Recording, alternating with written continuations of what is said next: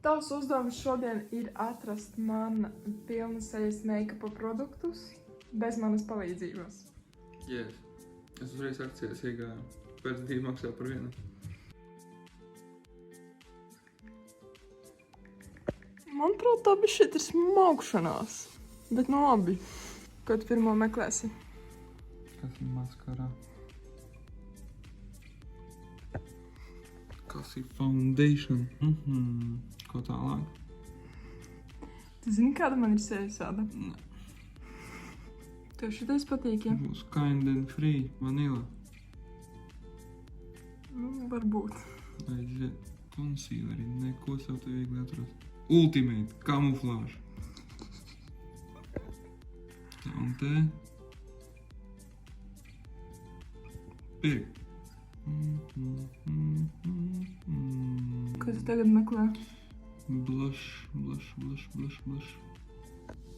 Kas ir tās wonders tik? Kādu krāsu es gribu? Tas pirmais man ir. Šido.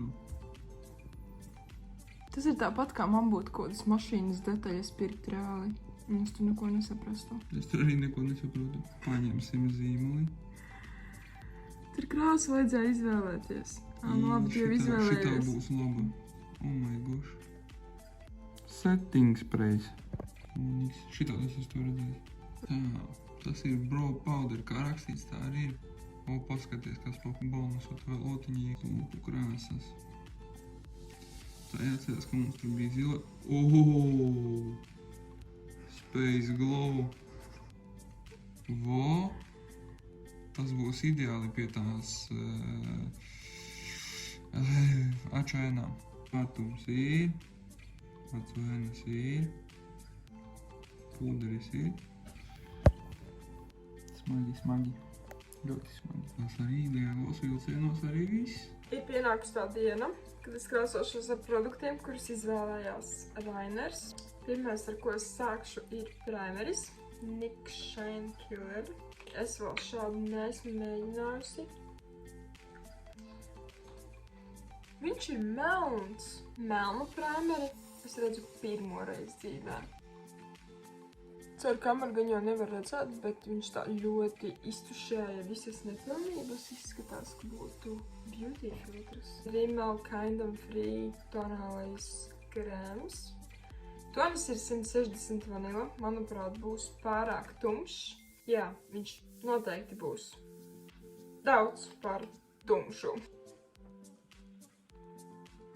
Šis ir ļoti spīdīgs, ņemot vērā, ka primeris, ko es uzklāju, ir matējošs. Un ziniet, kas vēl? Viņš aizmirsa pūderi. Staigāšu spīdīga. Tagad uzklāšu concealeri. Tam ir diezgan īpatnējs iepakojums, jo tas ir tādā kā trauciņā, nevis ar aplikātoru kā ierasts. Un ziniet, šis arī ir tumšs. Praktiski tieši tādā pašā krāsā kā tonālais krēms. Nu, forši. Šķiet, ka šodien mums būs tāds ļoti mirdzošs izskats. Nākošais atkal ir krēmveida produkts, un tas atkal ir mirdzošs vaigu sārtums. Man ir šāds citā tonī, kas man ļoti patīk.